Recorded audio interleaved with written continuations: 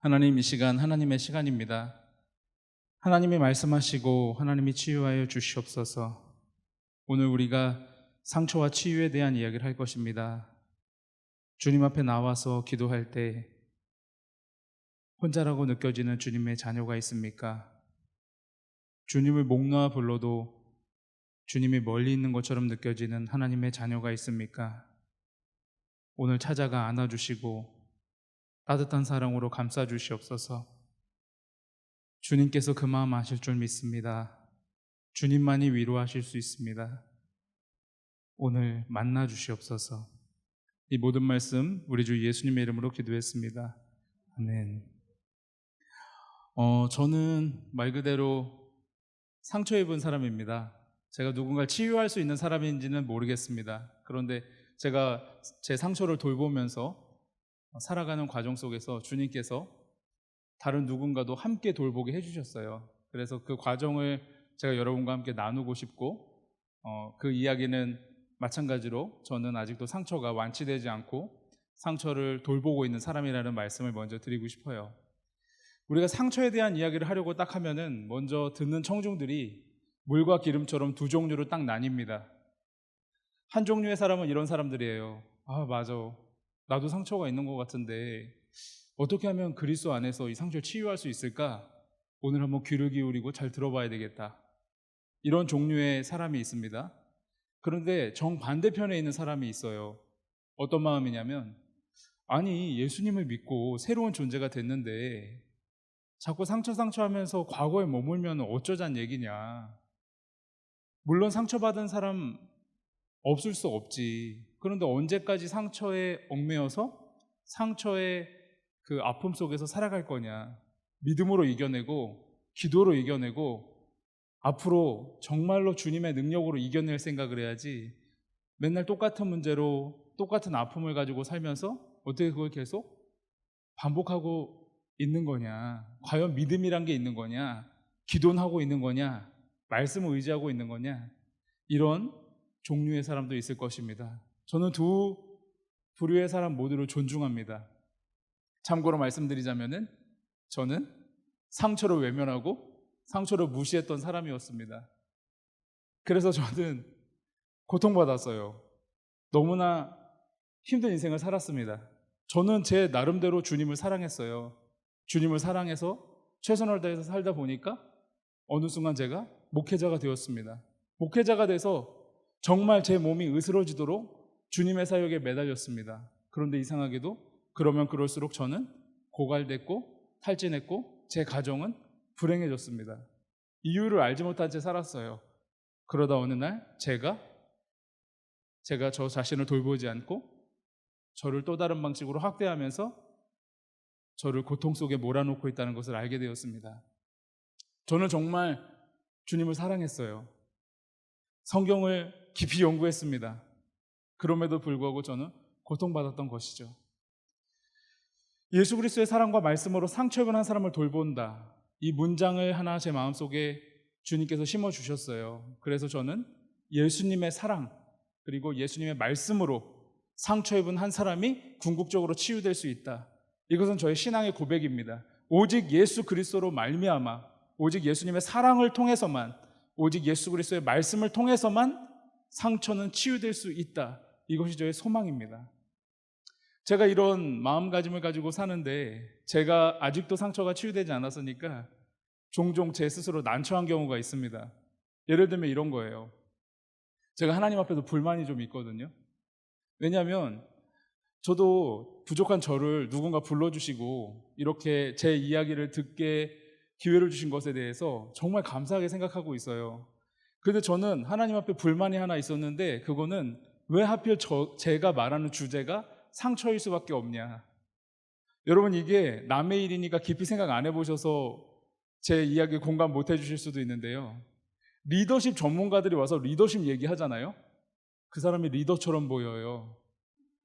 신학 교수님들 오셔서 성경 이렇게 쫙 해주잖아요. 그러면은 말은 안 했는데 어떤 느낌이냐면은, 맨날 성경 읽었는데 요건 몰랐죠? 이게 이런 의미가 있습니다, 여러분. 그럼 그 사람이 굉장히 지적으로 보여요. 탁월해 보입니다. 근데 저도 아팠어요. 저도 상처 입었어요. 저 이렇게 컸어요. 저 이런 가정에서 태어났어요. 그러면은 여러분 표정이 어떤 줄 아세요? 왜 사람을 불쌍하게 쳐다봅니까? 리더십 전문가는 리더처럼 보이죠. 신학 교수님들 지적으로 보입니다. 근데 저는 불쌍해 보이죠. 그래서 제가 하나님 앞에 불만이 있었어요.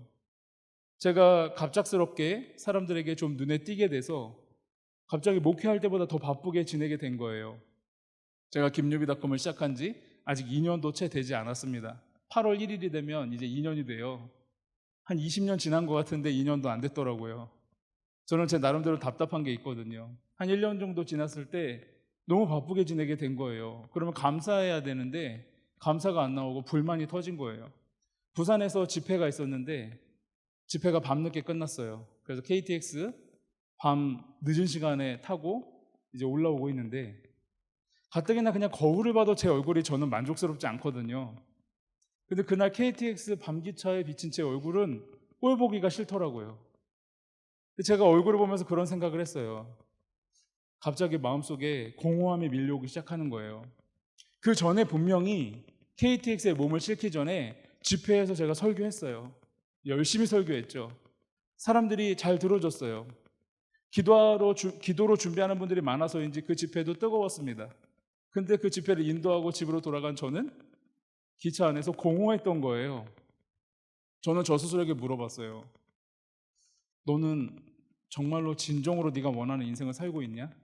이곳이 진짜 네가 원했던 인생이니? 그 순간 저는 아니라고 말하고 싶은 거예요. 갑자기 외로움과 쓸쓸함에 밀려오면서 제가 주님에게 이런 말을 했어요. 주님, 왜 하필 저는 제 전공이 상처예요. 처음 보는 사람들 만나가지고 갑자기 악수를 하면서 만나서 반갑습니다. 저는 김유비입니다. 저는 아동학대를 받았고요. 알코올 중독자 가정에서 태어났습니다. 아시겠죠? 그럼 안녕히 계세요. 이러고 가는 느낌이었던 거예요.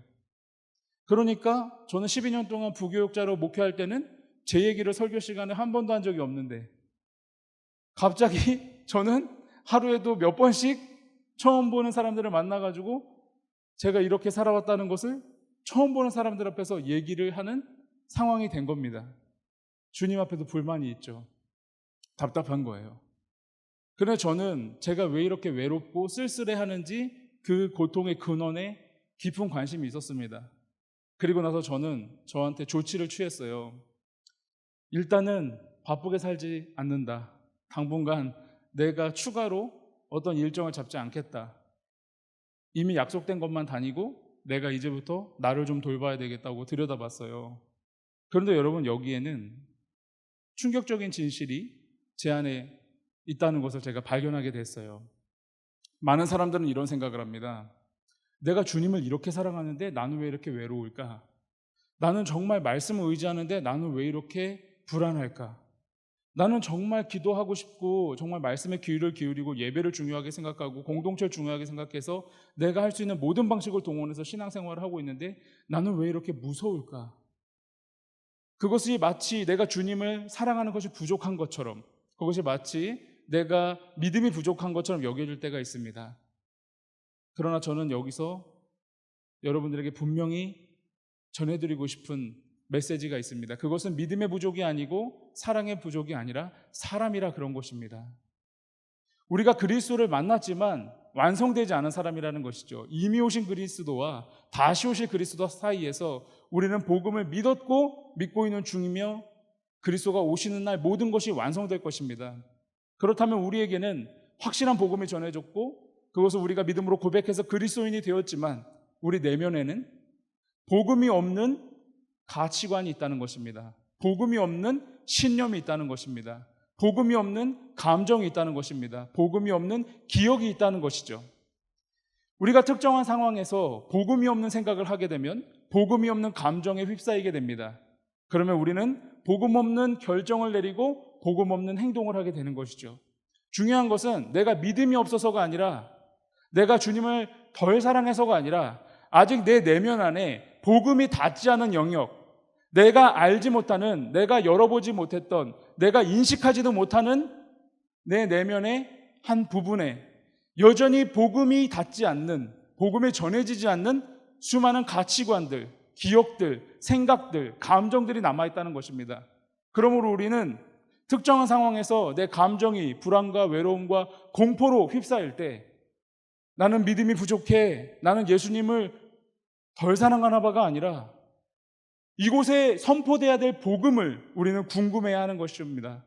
이곳에 복음이 없음을 인식하는 것이죠. 제가 외로움과 쓸쓸함에 휩싸였을 때는 저는 목사였지만, 그리고 설교하는 사람이었지만 제 내면에는 복음이 없는 생각이 저를 지배하고 있었습니다. 나는 부지런히 노력해서 하루라도 빨리 자리를 잡아야 된다. 내가 더 노력해서 최선을 다하지 않으면 내가 지금 기회가 왔을 때 나를 알리지 않고 내가 사람들의 눈에 띄지 않고 사람들의 기대에 부응하지 않으면 나는 빠르게 잊혀질 것이다. 최선을 다하자. 그래서 나를 부르는 곳에 가서 최대한 내가 열심히 하는 모습을 보여주자. 내가 아는 것들을 말해주자. 내가 경험한 것들을 말해주자. 이것이 저의 신념이었습니다. 부끄럽지만 솔직하게 말씀드리는 거예요. 김유비가 김유비닷컴을 만들었는데 얼마나 황당한 일입니까? 아무도 알아주는 사람이 없었는데 김유비가 김유비닷컴 하는 것에 사람들이 관심을 가져줬어요. 저는 아이가 셋 있는 가장으로서 최선을 다해서 가족을 부양해야 됐습니다. 그래서 최단기간에 월급 없는 인생 속에서 안정이 필요했어요. 아무도 저를 도와주지 않았기 때문에, 아무도 저를 지원해주는 사람이 없기 때문에, 단돈 10원도 보태주는 사람이 없었기 때문에 전 살아남아야 됐어요. 그런데 제가 여러분에게 질문하고 싶습니다. 퇴직을 하시고 치킨집을 시작하신 사장님과 목사였던 저와 생각에 무슨 차이가 있겠습니까? 제 아무리 목사지만, 설교하고 있지만, 예수님을 사랑하는 사람이지만 본질적으로 그 생각 자체에는 복음이 없었다는 점에 있어서 동등한 것입니다. 복음 없는 치킨집 사장님이 자기 사업을 시작해서 안정시키려고 하는 마음가짐과 주님을 사랑한다는 마음으로 최선을 다해서 뭔가 이루려고 하는 저 자신과 신념에 있어서 전혀 차이가 나지 않았던 것입니다. 저는 복음 없는 생각을 스스로 하고 있다는 사실에 소스라치게 놀라고 복음이 없는 생각 속에 복음을 전해준 것입니다. 복음을 끈질기게 전한 것이죠. 복음이 없는 생각을 하는 순간 복음이 없는 감정이 나를 지배합니다. 그리고 나는 복음이 없는 결정을 내리고 복음이 없는 행동을 하게 되는 것입니다. 그러나 내가 복음이 없는 신념 속에 주 예수 그리스도의 복음을 전하고 그것을 사랑으로 보듬어주는 순간부터 복음이 없는 감정은 복음적 생각과 복음적 감정으로 그리스도가 주시는 사랑으로 온화하게 변화되기 시작하는 것입니다. 나의 결정과 나의 행동은 더욱 복음적이 되고 복음이 없는 생각과 복음이 없는 결정을 내릴 때마다 나는 그것을 인식하고 그 안에 복음을 전해주는 것입니다. 이것이 오늘 저와 여러분이 함께 나누었으면 하는 메시지입니다. 여러분, 여기서 저는 잠깐 엘리야라는 사람을 소개하고 싶어요. 엘리야는 영적인 능력이 대단했던 사람이에요. 엘리야가 너무나 놀랍게도 영적 탈진을 경험하는 장면이 오늘 본문 가운데 등장을 합니다. 그런데 그 순간에 놀라운 것은 엘리야가 슬럼프에 빠졌을 때 그가 하나님 앞에서 탈진한 것이 아니라 그의 인생을 돌아볼 때 최고의 정점에 올랐을 때 엘리야가 영적으로 탈진했다는 겁니다. 바알을 숭배하는 선지자들과 영적 전쟁을 벌였습니다. 우리가 아는 대로 엘리야가 하나님의 능력에 힘입어 위대한 승리를 거둡니다. 그런데 승리 이후에 엘리야는 승리감에 도취될 여유가 없었어요. 바로 생명의 위협을 느꼈습니다. 그리고 도망을 치게 되죠. 죽도록 도망치다가 도착한 곳이 로뎀나무 아래라고 우리가 자주 표현하는 특정한 장소였습니다. 거기서 엘리야는 쓰러졌어요. 일어나지 못했습니다. 하나님이 봤을 때 얼마나 불쌍했겠어요. 그래서 주의 천사를 보내서 잘 먹이고 기운을 북돋아 줬습니다. 이 정도 장면을 보면은 우리한테 그런 혜택이 주어지면은 우리가 얼마나 하나님을 잘 믿겠어요. 우리는 주님 따라가다가 지치고 쓰러져도 국물도 없어요. 얼마나 속상합니까? 주님, 내가 주님 위해서 얼마나 노력했는데, 주님, 제가 주님 위해서 얼마나 순종하고 희생했습니까? 그런데 이제 제가 힘드니까 사람들은 나 외면하는 건 둘째치고 주님은 어디 계십니까?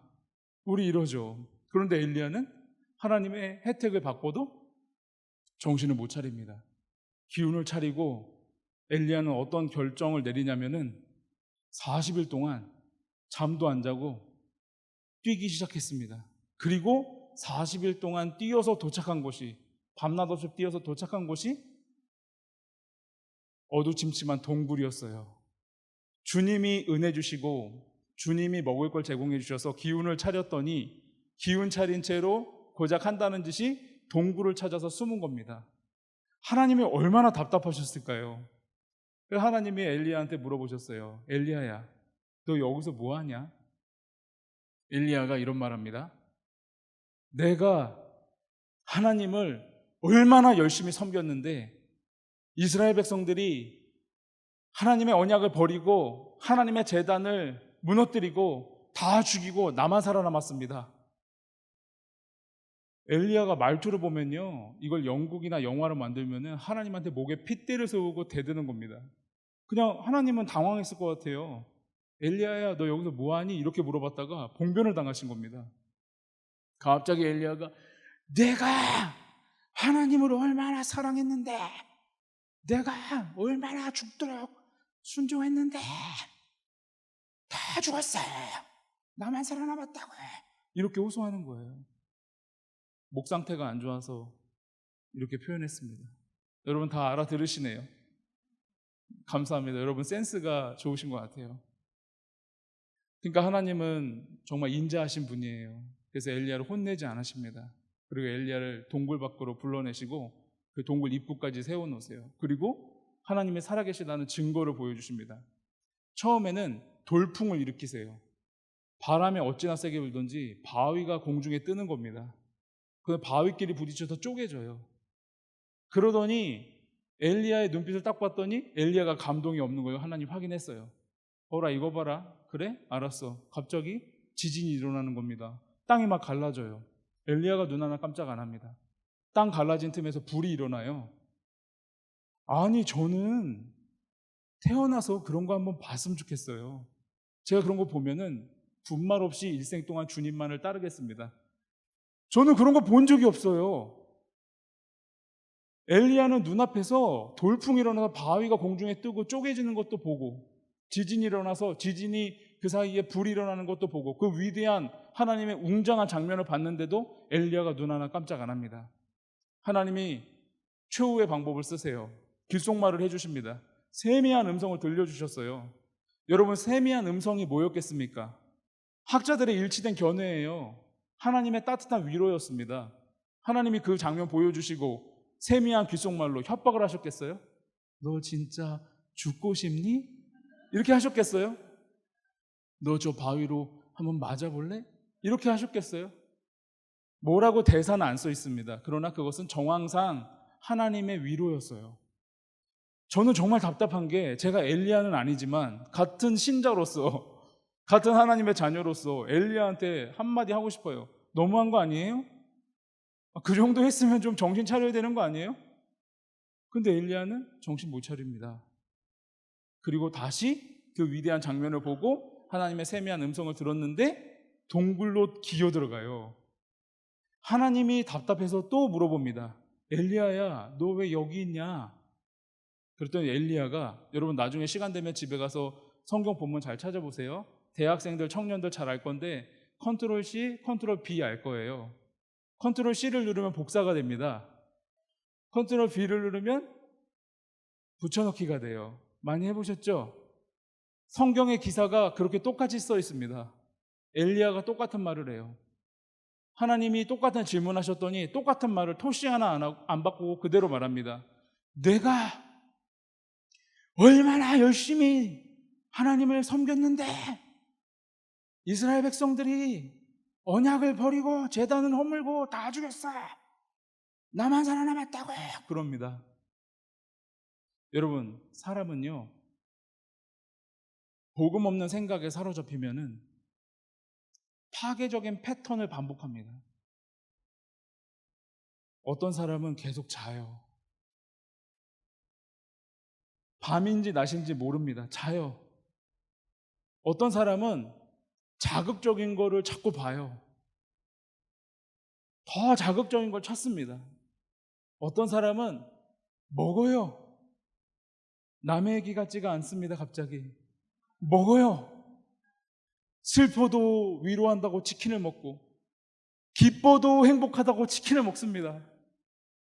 복음 없는 생각에 사로잡혀서 파괴적인 패턴을 작동시키면 그 사람은 급속도로 무너집니다.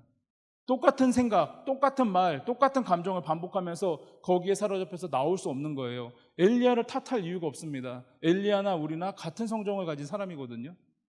엘리야가 왜 그랬겠어요? 엘리야 입장에서는 이해해 줄 만한 거예요. 주님을 위해서 한다고 했는데, 최선을 다했는데 자기만 이렇게 고통받고 보상도 없고 생명의 위협을 느낀 겁니다. 살맛 안 났을 거예요. 하나님이 시켜서 순종한 것, 그리고 나서 그 대가는 생명의 위협이었습니다. 하나님밖에 투정 부릴 사람이 없어요. 하나님 앞에 그렇게 분노하고 분노를 표현할 사람이 엘리야의 입장에서 하나님밖에 없었던 겁니다. 하나님한테 그렇게 하소연한 거예요. 복음 없는 생각에 사로잡힌 사람은 복음 없는 감정으로, 복음 없는 결정으로, 복음 없는 행동으로 자신의 인생을 파괴합니다. 여기서 필요한 것은 복음이에요. 하나님 말씀입니다. 하나님 말씀이 그 패턴을 깰 수 있어요. 내 스스로 발견할 수 없는 것을 성령께서 발견케 하시고, 인식시키시고, 인정케 하시고, 치유하십니다.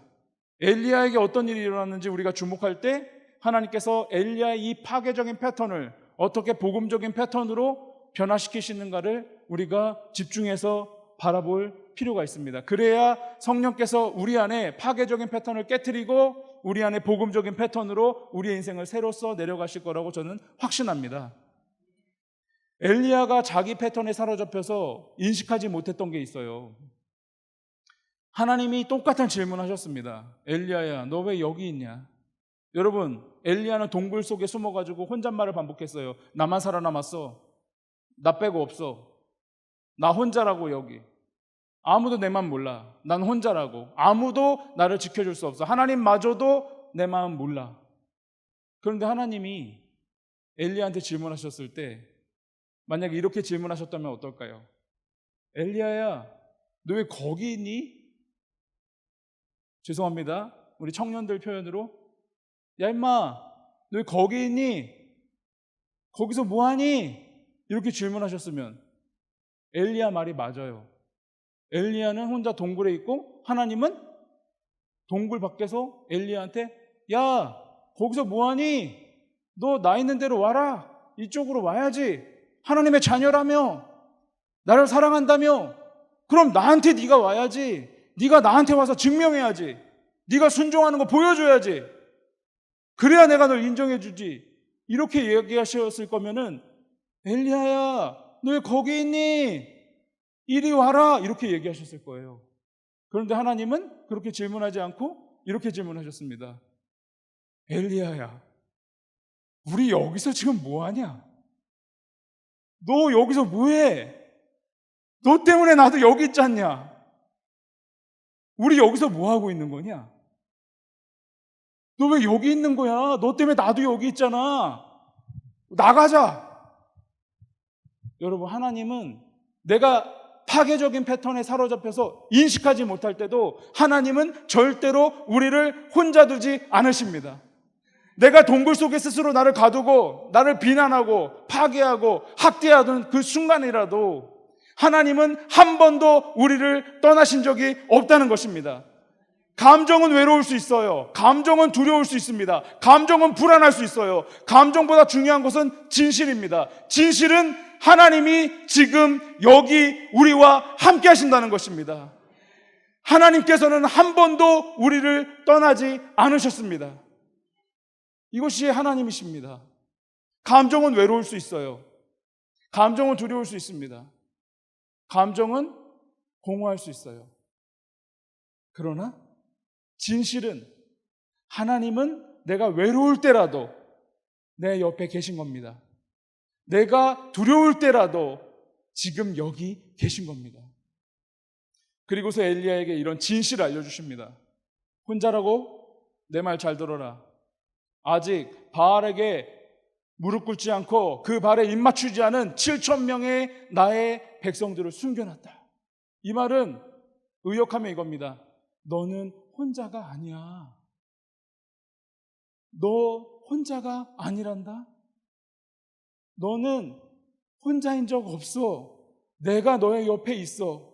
그리고 나의 백성이 너의 눈앞에 보이지 않지만 나의 백성이 여전히 나와 함께 하고 있단다. 누구도 혼자일 수 없는 것입니다. 하나님은 우리를 절대로 혼자 두시지 않습니다. 고립시키지 않습니다. 이것이 진실인 것이죠. 엘리야가 귀를 열었습니다. 하나님의 말씀에 귀를 기울였어요. 그랬더니 하나님이 구체적인 명령을 하십니다. 하사엘이라는 사람을 찾아라. 기름 부어서 왕을 세워라. 예후라는 사람을 찾아라. 기름 부어 왕을 세워라. 그리고 엘리사라는 사람을 찾아라. 그리고 너의 후사로 삼아라. 엘리야가 순종합니다. 그리고 엘리사를 만났습니다. 그리고 그 이후에는 하나님에게 다시 엘리야가 투정 부릴까 봐 하나님께서는 엘리사를 엘리야에게 꼭 붙여주십니다. 그래서 엘리야는 영적으로도 관계적으로도 절대로 혼자가 되지 않았습니다. 이것이 하나님입니다. 이런 분이 하나님입니다.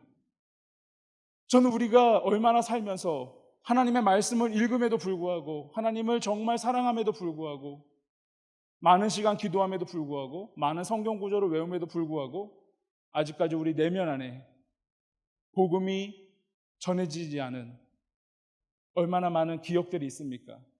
얼마나 많은 상처들이 있습니까? 얼마나 많은 신념들이 있습니까? 마치 선교지가 복음이 전해지지 않는 선교지에서 수많은 사람이 단 한 번도 복음을 전하지 못하고 죽어가는 것과 마찬가지로 내 내면에는 여전히 복음이 전해지지 않는 내면의 영역이 있는 것입니다. 우리는 선교사를 파송합니다. 기도하다 은혜 받으면 나의 상처에 복음을 전해줍니다. 기도하다 은혜 받으면 기억하고 싶지 않은 끔찍한 과거에 복음을 전해줍니다. 그러나 놀라운 것은 다음날 아침이 되면 그 선교지는 복음이 없는 수많은 부족들이 들고 일어나서 파송한 선교사를 죽이고 십자가를 부러뜨리고 다시 세속화됩니다. 분명 나는 인식하고 복음을 전했는데 다음날 아침 십자가는 부러져 있고 선교사는 추방당하고 순교당한 것입니다. 복음이 없는 신념, 복음이 없는 기억, 복음이 없는 감정은 그만큼 세속적입니다. 절대로 바꿔지지 않는 것처럼 절망적입니다. 그러면 그렇다고 우리가 선교사를 파송하지 않을 이유가 있습니까? 예수 그리스도가 오실 때까지 땅 끝까지 복음을 전하는 것처럼 우리는 그리스도가 오시는 그날까지 내 내면의 끝까지 내 내면의 복음이 닿지 않는 곳까지 예수 그리스도의 복음을 전해야 하는 것입니다. 다음날 십자가가 부러져도 절망할 필요가 없는 것은 그럼에도 불구하고 우리는 복음을 전해야 되는 하나님의 의무를 가졌기 때문입니다. 이것은 우리의 승리이며 하나님의 승리인 것입니다. 복음이 없는 생각 속에 복음을 전해줄 때 궁극의 치유가 일어나는 것입니다. 이것이 제가 여러분과 함께 나누고 싶은 메시지입니다. 이쯤에서 현명한 사람은 질문하실 겁니다. 넌 어떠니? 여러분 정말 지혜로우세요. 제 얘기를 해드릴게요. 저도 지독하게 복음이 전해지지 않는 내면의 영역이 있습니다. 복음이 전해지지 않는 저의 기억이 있어요. 그러나 저는 끊임없이 복음을 전하면서도 동시에 절망합니다. 한 번도 저는 승리한 것처럼 느껴지지 않습니다. 마치 저는 예수님이 오실 때까지 계속해서 절망적으로 복음을 전해야 할지도 모릅니다. 저는 혼잣말로 하나님에게 불평할 때 이렇게 말합니다. 하나님, 제가 치유되는 게 빠를까요? 주님이 오시는 게 빠를까요? 주님이 오시는 게 낫겠죠? 제가 믿음이 좋아서 그렇게 고백하는 게 아닙니다. 주여 속히 오시옵소서. 저의 믿음이 좋아서가 아니에요. 그만큼 고통스러워서 그런 겁니다. 제가 김유비닷컴 시작했다고 하니까 여러분도 저를 되게 황당하게 쳐다보시면서도 자존감 진짜 높은가 보다 생각할 수도 있어요. 김유비닷컴 뭐야? 여러분 한번 들어가 보세요. 되게 허접한 사이트예요. 제가 뭘 할 줄 아는 게 있겠어요. 김유미닷컴이 아니었어요. 처음에 저는 글을 쓰고 싶어서 글을 썼어요. 근데 사람들이 그 블로그 이름도 없었는데 그냥 불러주는 거예요. 김유미닷컴으로. 야, 김유미닷컴에 글 계속 올리고 있어? 김유미닷컴이 뭐야? 너 블로그, 내 블로그가 김유미닷컴이야? 너 김유빈이가 김유미닷컴으로 해. 괜찮네. 그래서 김유미닷컴으로 바꾼 거예요. 원래는 이름이 없었어요. 제가 김유미닷컴을 시작한 지 이제 2년이 다 돼가는데 저는 계속 고민해 보는 거예요. 나는 왜 김유미닷컴을 시작했을까? 이것은 믿음의 결과가 아닙니다. 이거는 상처의 결과예요. 제가 이것을 왜 그렇게 생각하는지를 말씀을 드릴게요. 여러분, 제가 여기서 진실만을 말해야 된다고 저는 생각하는데 하나님의 말씀을 전하는 사람이어서 그렇지만 여기 이규원 목사님이 왔다 가셨다면서요. 여러분 아세요? 이규원 목사님 모르세요? 네, 강사로 오셨다고 해요. 제가 이규원 목사님 목회하는 교회에서 12년 동안 사역한 거예요. 여름에 또 오신다고 하더라고요. 그때 못다 들은 이야기를 들으시면 좋을 것 같은데요. 제가 사역했던 교회는 제가 25살 때부터 12년 동안 내리 사역을 하고 이제 교회를 떠난 거예요. 근데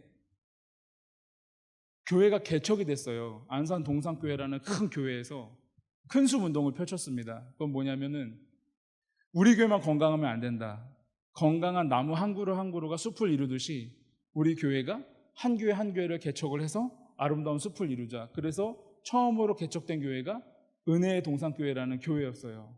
저는 기도했는데 하필 하나님의 은혜를 주셔가지고 합류하게 됐습니다. 그래서 제가 은혜를 받아서 순종하고 아무것도 모르고 25살에 사역자로 간 거예요. 신학생이었으니까.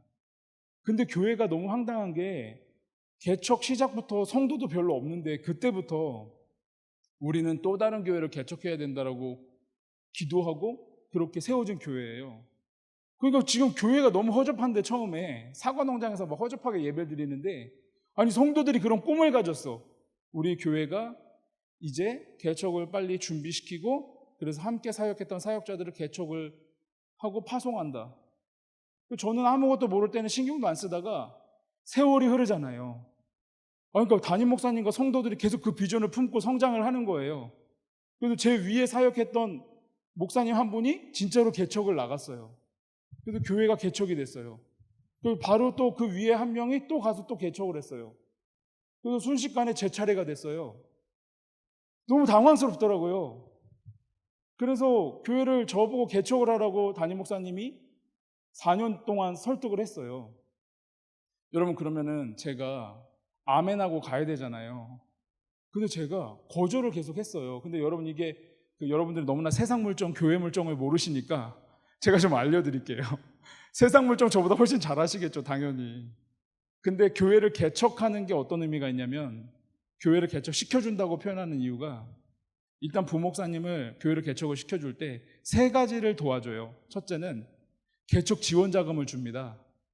그래서 일정 기간 동안 교회 장소를 문제없이 임대를 얻거나 시작할 수 있게 개척 지원 자금을 줘요. 근데 저는 서민이라서 그런지 그 돈이 엄청나게 크게 느껴지더라고요.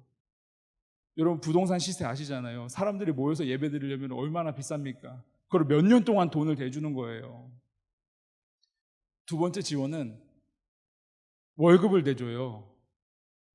교회가 처음에 성도들이 부담돼서 안 따라가고 교회가 안 모일 거 아니에요. 그러니까 그 목사님이 목회를 계속 할 수 있게끔 본래 교회에서 부목사님이 경제적으로 교회가 안정될 때까지 월급을 대줘요. 모교회에서. 3번째 지원은 뭐냐면은 사람들을 보내줘요. 그러니까 처음에 혼자서 사역하지 않고 함께 가고 싶은 성도들이 따라가줘요. 이 3가지를 지원을 해주니까 교회에서 당당하게 유비야 너 개척해. 교회가 도와줄 거야. 이렇게 목사님 얘기한 거예요. 그럼 저는 어떻게 해야 됩니까? 겸손한 척 해야죠. 기도해 보겠습니다. 그 뒤에 가서 아싸 이렇게 해야 되는데 저는 너무 황당한 게 저는 개척하지 않겠습니다. 너무 당황했어요. 담임 목사님이. 저에게 진지하게 묻더라고요. 2년 동안 미뤘어요. 제가 교회를 이제 네 차례야 개척해. 좀 못하겠습니다. 2년이 지나갔어요. 2년 지나니까 목사님이 한 번 더 얘기하는 거예요. 개척해라. 야, 너 개척해야지 된다. 그래야지 우리가 계속 이 운동을 할 수 있다. 너 왜 개척 안 하냐?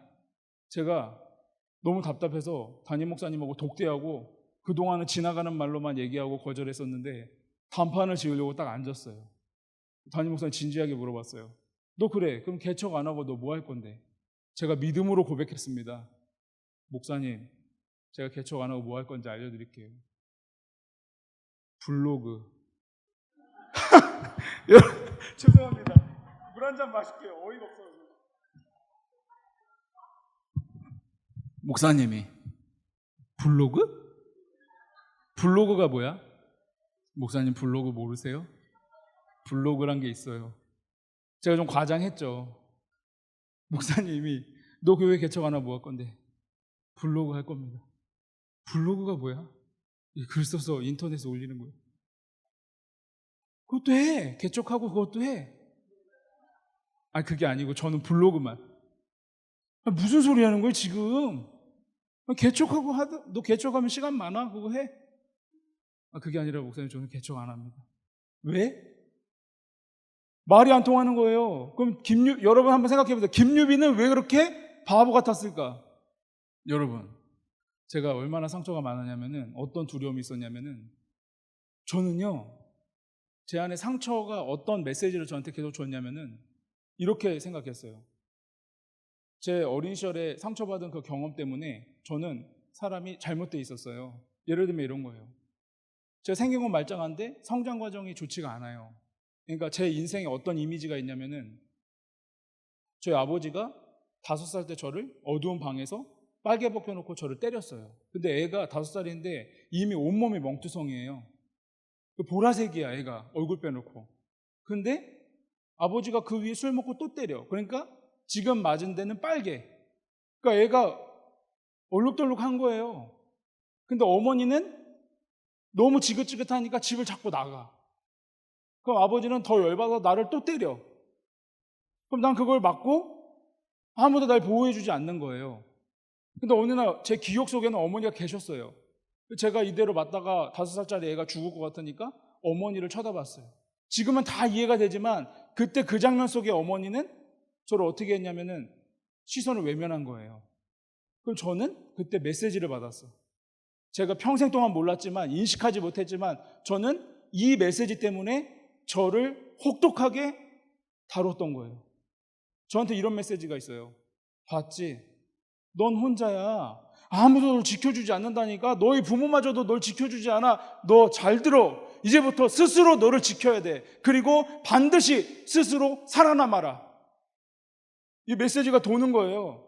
넌 혼자야. 아무도 널 지켜주지 않아. 반드시 스스로 살아남아야 돼. 사람 절대 의지하지 마. 도움받지 마. 아무도 널 도와주지 않아. 이걸 몰랐다니까요. 평생 이 메시지를 받고 산 거예요. 제가 어떻게 살았겠습니까? 죽도록 노력했어요, 저는. 정말 죽도록 노력했습니다. 학생이 죽도록 노력하면 뭐가 됩니까? 공부를 하죠. 세상에 나가면 죽도록 노력해도 잘 안 될지 모르겠어요. 근데 학생 신분으로는 죽도록 노력하면 됩니다. 그러니까 전 착각한 거예요. 노력하면 되는구나. 근데 문제는 목회자가 됐더니 노력해도 안 돼. 1000번을 신방해도 안 바뀌어. 실패한 거야. 아니 내가 금식을 일주일하고 설교를 했는데도 은혜가 안 되네? 안 되는 거예요. 노력하면 노력할수록 아내가 다크서클이 볼까지 내려왔다가 턱까지 내려와가지고 아내가 불행해지고 우울한 거예요. 그런 일련의 과정을 겪으니까 저한테 반복되는 메시지가 담임 목사님이 교회 개척해. 다 도와줄 거야.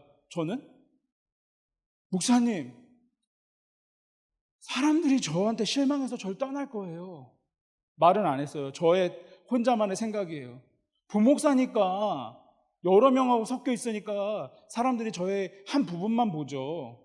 근데 담임 목회 해가지고 가봐요. 그러면 사람들이 나를 1대1로 보는데 나만 바라볼 텐데 그럼 저한테 분명 실망하고 떠날 거라니까요. 교회에서 돈 대주면 목회가 됩니까? 제가 결국 그럼 당회가 저를 도와주고 교회가 지원해주면 제가 그러면은 그 사람들이 날 보호해준다고 제가 그걸 믿었을까요? 저의 상처가 훨씬 더 큰 목소리로 얘기했어요. 아니야. 결국에는 넌 혼자야.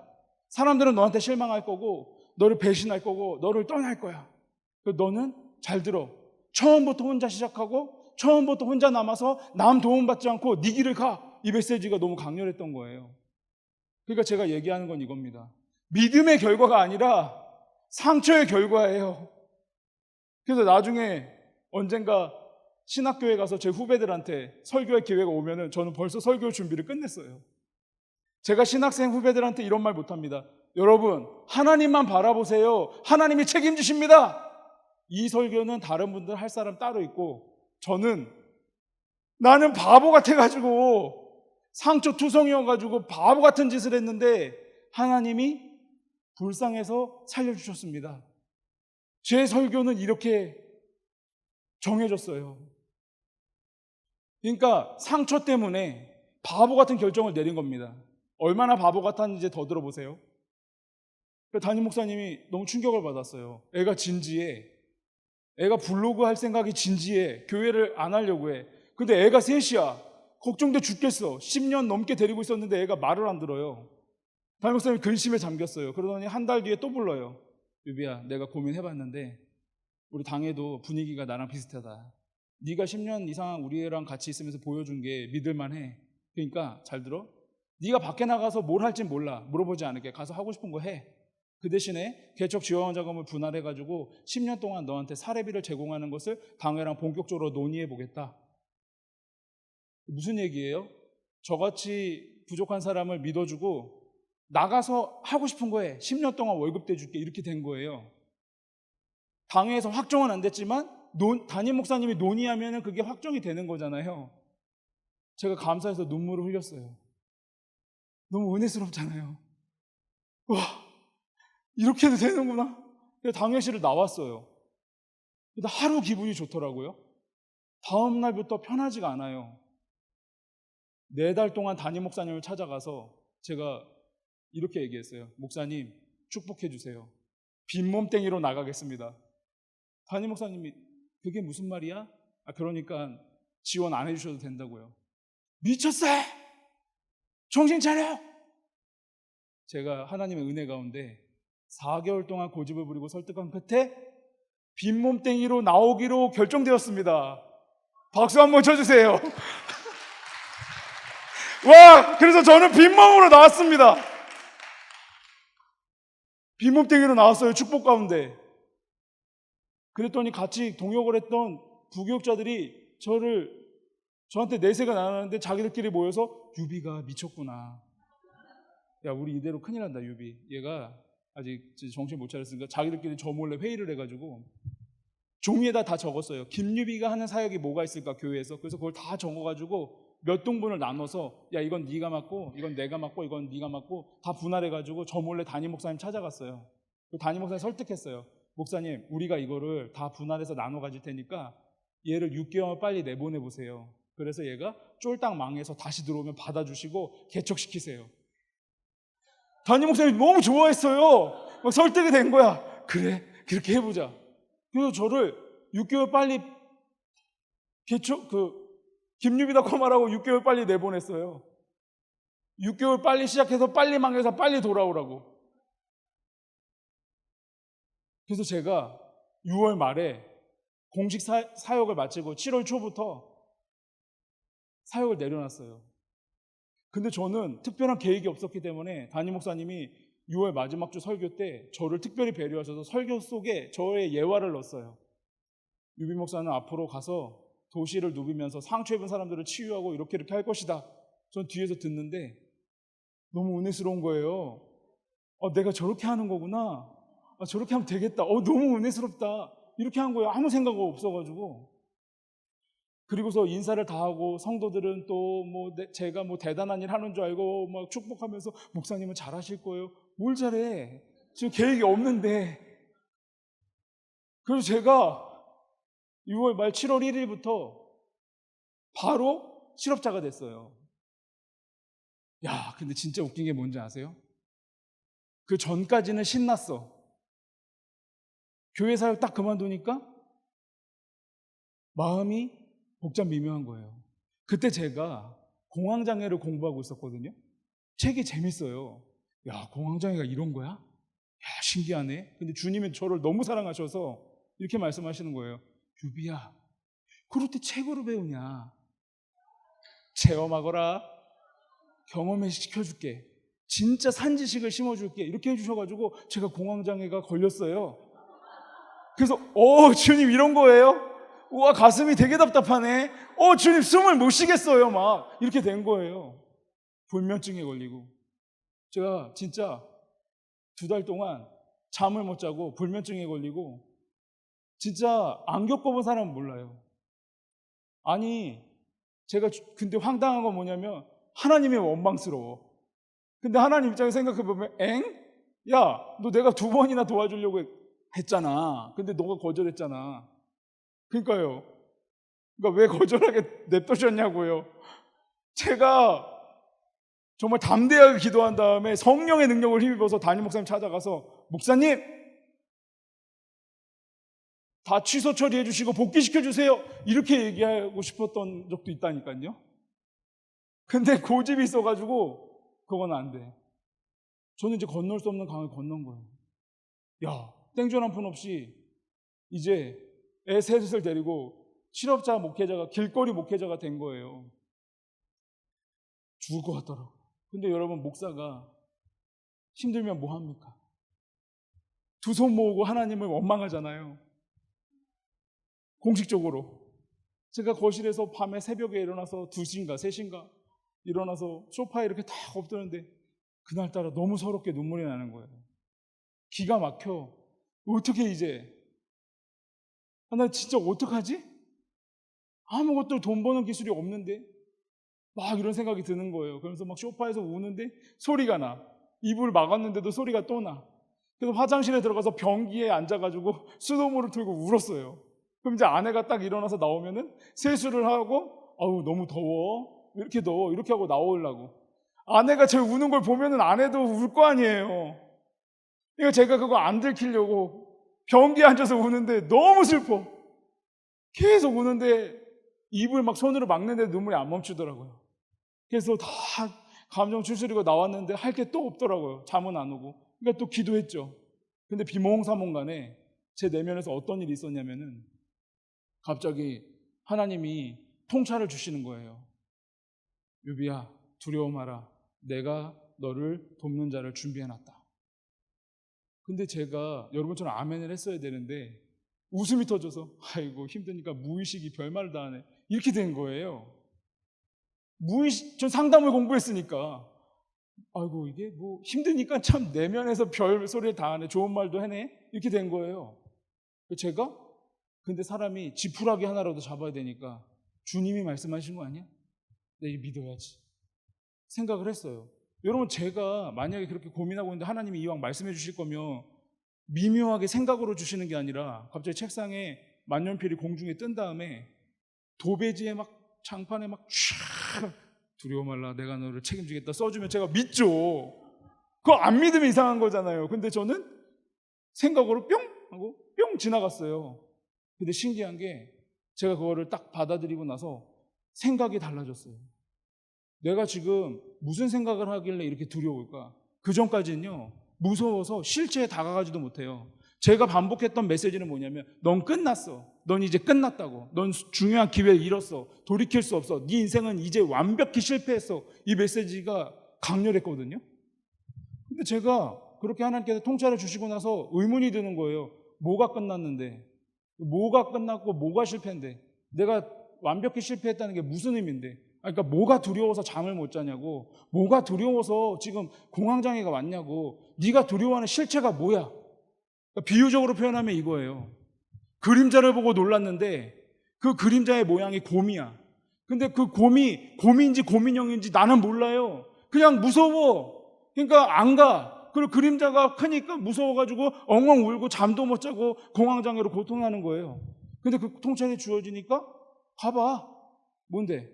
더 가봐. 무섭지? 다리가 막 후들후들 걸리는데 야 가봐. 더 가봐. 그걸 딱 보니까 고민형이에요. 그럼 저는 스스로 뭐야? 이게 뭐가 무서워? 괜찮아 이거. 이렇게 된 거예요. 그게 뭔지 아세요? 내가 뭐가 두려워? 뭐가 두려운 건데? 뭐가 완벽히 끝난 건데? 파고 가니까 제일 최악의 순간이 뭐였냐면요. 제가 새벽 3시에 일어나서 우유 배달, 신문 배달을 집집마다 해요. 그리고 새벽 6시에 인력회사 앞에 딱 서 있어요. 그럼 이제 승합차가 와가지고 외국인 노동자들하고 차에 딱 타요. 그래서 그냥 열심히 일해요. 참 먹고 점심 먹고 저녁 돼서 집에 와요. 그럼 샤워 한번 해요. 그리고 애들하고 손잡아주고 기도 한번 해준 다음에 정장 딱 차려입고 대리운전하러 가요. 대리운전하고 와가지고 그냥 이제 집에 와서 한숨 잤다가 또 우유 배달, 신문 배달을 하면 되는 거예요. 이게 너무 무섭다고 생각이 들었나 봐요. 여기서 또 머리 좋으신 분들, 그러다가 건강이 나빠져서 쓰러지면 어떡해요? 그럴 줄 알고 제가 건강검진 받았지요. 받았어요. 5년 동안 괜찮대요. 5년 동안은 그거는 걱정 안 해도 돼요. 내가 이게 두려워? 아니, 이게 왜 두려워? 새벽 3시에 일어나서 우유 배달, 신문 배달 막 집에 돌리면서 하나님, 이 사람들 이 나쁜 뉴스만 들어서 뭐합니까? 복음 듣게 해주세요. 우유만 먹으면 뭐합니까? 하나님 말씀 먹게 해주세요. 기도해주고. 인력회사 딱 가가지고 외국인 노동자들하고 차에 딱 타서 선교가 그리 어렵다는데 나는 이 외국인 노동자들과 하루 종일 이렇게 신성시대는 노동을 하면서 주님께서 빵을 주시면 빵을 떼면서 주님께서 주스를 주면 주스를 나누면서 자 얘들아 먹어라. 말은 안 통하지만 이거 예수님의 살이다. 야 먹어라 먹어. 이 포도 예수님의 피다. 그리고 퇴근하고 가정예배 한번 드리고 국내 최초 대리운전을 하면서 이동식 상담센터를 운영할 수 있으니까 얼마나 이게 해피한 목회입니까? 그리고 났더니 그래 올 테면 와라. 나는 그 두려움이 나에게 다가오기 전에 내가 진정으로 원하는 걸 하겠다. 하고서 돈을 모아봤더니 통장에 돈이 이렇게 모이더라고요. 있는 돈 없는 돈 다 모아가지고 통장에 모으니까 2달은 일을 안 해도 되더라고요. 2달은.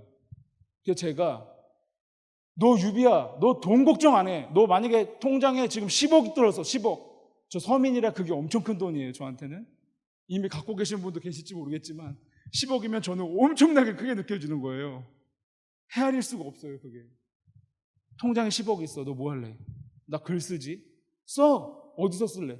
나 빌딩 전망 좋은 높은 데서. 해! 그래서 제가 노트북 하나 가방에 딱 넣고 강남대로에 갔어요. 제일 멋져 보이는 빌딩을 봤어요. 거기 올라가서 사무실 그 직원한테 여기 임대료 얼마예요? 얼마래요? 2달 계약하겠습니다. 2달 계약했어요. 그리고 첫날 가가지고 달력에다가 다이소 가서 특정 광고하면 안 되는데 마트에 가가지고 달력을 조그만 거 사서 책상에 놓고 60을 썼어요. 60, 59, 땡땡땡땡 해서 1빵. 그 다음날 출근하면 기분 좋다 하고 날짜 지우고 아메리카노 한 잔 마시고 책을 읽고 글을 썼어요. 근데 놀라워요. 천년이 하루 같다는 하나님의 말씀이 있어요. 막 지워져. 그래서 10, 9, 8, 7 혼자 달력이 신났어. 나를 막 놀려. 9, 8, 7 너 이제 끝났어? 3, 2 이렇게 막 가는 거예요. 근데 갑자기 한 자릿수로 딱 전환이 됐어요. 전화가 왔어요. 김유희 목사님이시죠? 누구세요? 여기 땡땡 출판사입니다. 그러세요? 네.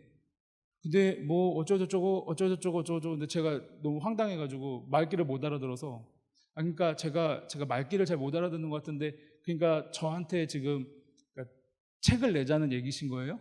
근데 그분이 당황했어요. 아니 목사님 그러면은 출판사에서 책 내지 음반 냅니까? 저는 그 얘기를 딱 듣자마자 제가 그러니까 제 책을 내주신다고요? 네 목사님. 제가 이제 울었어요. 갑자기 이렇게 운 거예요. 그분 너무 당황해요. 목사님 죄송한데 우세요? 안 울어요. 그러고서 다음 주에 이제 출판사 찾아가서 대표님 만나서 얘기를 하는데 여러분 제가 어디 이력서 내본 적이 없어요. 제가 한교에서 12년 동안 사역해서 어디 이력서 내보고 저를 제가 소개한 적이 없어요. 근데 그 대표님 만나서 막 얘기하는데 저에 대해서 물어보는데 할 얘기가 없어. 뭐 내세울 게 없어요. 한 3시간 있었나? 그리고 이제 가려고 딱 하는데 대표님이 목사님 죄송한데 잠깐 짧게 제 간증 좀 들어줄 수 있으시겠어요? 제 초면에 대표님이 간증한다는데 제가 싫어요 이럴 수가 없잖아요. 당연히 감사하게 들었죠. 근데 대표님이 이런 일이 있었다고 얘기를 해주는 거예요. 아니 여기 실장이 나한테 어느 날 찾아오더니 김유비닷컴에 들어가 보라고 했다. 들어갔더니 너무 황당하더라. 황당하지 않겠어요? 제가 이렇게 웃고 있었어요. 이거 보니까 당황스러웠겠죠? 아 뭐예요 근데? 근데 대표님 이거 들어가서 읽어보세요. 알았어요. 들어가서 일하세요. 근데 대표님이 일이 안 되더래요. 부담 주지 마세요 하나님. 부담 주지 마세요. 그러다가 5층 기도실 가서 기도하면서 부담이나 털자. 계단 올라가면서 이렇게 생각하셨대요. 하나님 부담 주지 마세요. 우리는 사회단체 아니에요. 복지단체 아니에요. 기업이에요. 그래도 이 사람 누가 책을 내줘요? 이거 아무도 안 사요. 기도하는데 갑자기 하나님이 기도 가운데 이렇게 말씀하셨대요. 대표님 간증이에요. 나를 너무나 사랑하는 목사다. 내가 너를 그를 돕는 자로 보냈으니까 그에게 무엇을 원하는지 자세히 듣고 힘 닿는 데까지 도와줘라. 그리고 책이 안 팔려도 되니까 그의 책을 내줘라. 그래가지고 저를 책을 내자고 한 거예요. 근데 저보고 황당하게 목사님 내려가시는 길에 계약서에 사인하시고 책 냅시다. 원고가 없어요 저는. 저보고 이러더라고. 편할 때 써서 갖다 주세요. 바로 책 뗍니다. 대표님 저 책 원고 없어요. 저 책 쓸 수도 몰라요. 대충 써서 갖고 오세요. 그냥 내는 겁니다 우리는. 응답 받았어요.